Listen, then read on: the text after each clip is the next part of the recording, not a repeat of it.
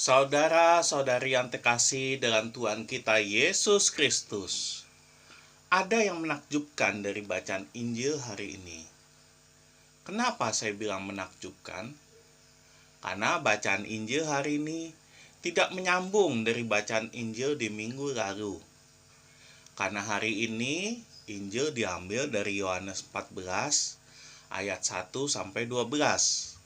Sedangkan minggu lalu bacaan Injil diambil dari Yohanes 10 ayat 1 sampai 10. Walaupun bacaan Injilnya babnya berjauhan, tapi rasa-rasanya bacaan hari ini dengan minggu lalu kok terasa nyambung ya. Dimana pada minggu Paskah keempat kemarin, Yesus menyatakan diri sebagai pintu menuju keselamatan. Sedangkan hari ini di minggu Paskah kelima ini, pada Yohanes 14 ayat 10, Yesus berkata, "Akulah jalan dan kebenaran dan hidup. Tidak ada seorang pun yang datang kepada Bapa kalau tidak melalui Aku." Lihat betapa menakjubkan dan agungnya Tuhan kita Yesus Kristus, bahwa Yesus tidak hanya menjadi pintu keselamatan bagi kita, tapi juga menjadi jalan kebenaran dan hidup untuk kita. Dengan kata lain, Yesus tidak hanya memberikan tujuan untuk kita, tapi Yesus juga memberikan cara untuk kita, bahwa untuk mencapai ke pintu keselamatan, kita harus melalui jalan kebenaran dan hidup yang telah Dia tunjukkan. Bapak, Ibu, saudara-saudari terkasih, kalau berbicara tentang jalan kebenaran dan hidup ini, mungkin banyak sekali pertanyaan yang muncul dalam benak kita. Bukan hanya untuk agama kita pada khususnya, tapi juga pertanyaan untuk semua agama pada umumnya. Pertanyaan tentang, kalau ada jalan kebenaran dan hidup, berarti ada jalan yang tidak benar dan jalan mati dong. Kenapa sih ada jalan yang tidak benar dan tidak hidup? Kenapa Tuhan tidak menciptakan hanya satu jalan yang lurus dan mulus saja? Tidak perlulah ada jalan yang salah, berbatu, berlubang, atau beriku. Kenapa Tuhan menciptakan persimpangan jalan? Apakah benar Tuhan yang menciptakan jalan itu, atau kita sendirilah yang menciptakan jalan yang salah itu? Pertanyaan pun akhirnya berkembang menjadi, kenapa sih harus ada jalan menuju kegelapan? Kenapa harus ada kejahatan di dunia ini? Kenapa Tuhan menciptakan hitam dan putih? Kenapa nggak putih saja, biar dunia ini lebih aman dan damai?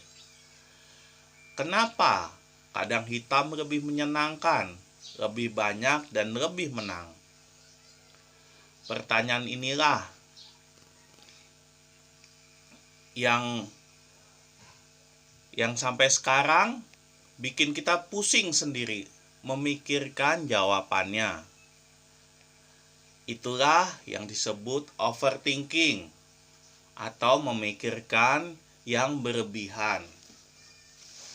Bapak Ibu, pernah nggak ada yang berpikiran seperti itu? Atau hidup hanya sekedar mengalir saja seperti air, tanpa harus memikirkan yang macam-macam? Saya kadang-kadang berpikiran seperti itu.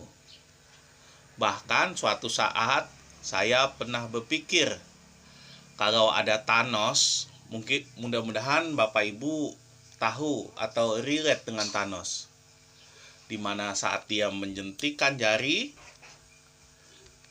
setengah populasi akan hilang. Saya berpikir, mungkin lebih baik kalau setengah populasi ini hilang dan dunia memulai lagi dari awal. Tapi saya berpikir ulang. Jangan-jangan yang hilang itu adalah anak dan istri saya. Saya pasti akan sedih kehilangan mereka. Tapi ya sudahlah, saya jadi berpikiran macam-macam dan ngomong kok jadi ngarung ngidur seperti ini. Intinya, kenapa harus ada banyak jalan di dunia ini? Kenapa nggak cukup satu jalan saja menuju kebenaran dan hidup, menuju ke pintu keselamatan? Sekali lagi, saya tidak bermaksud menjawab semua pertanyaan itu, karena channel ini memang dibuat untuk membuat kita merenung. Yang jelas, janji Tuhan itu nyata pada kita dan tertulis pada Yohanes 14 ayat 1-3. Dengan jelas dikatakan, "Janganlah gelisah hatimu, percayalah kepada Allah, percayalah juga kepadaku. Di rumah Bapakku banyak tempat tinggal. Jika tidak demikian, tentu aku mengatakannya kepadamu. Sebab aku pergi ke situ untuk menyediakan tempat bagimu.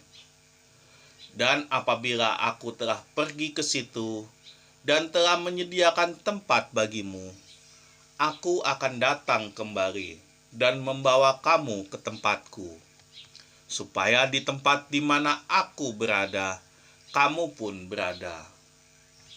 Dengan pernyataan ini, Yesus ingin menunjukkan dirinya pada kita, bahwa benar dialah jalan kebenaran dan hidup.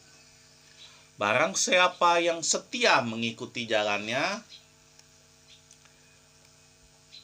yang benar dan hidup itu, maka Yesus sendirilah yang nantinya akan datang kembali dan membawa kita ke tempatnya, supaya kita bisa ikut tinggal di rumah Bapa.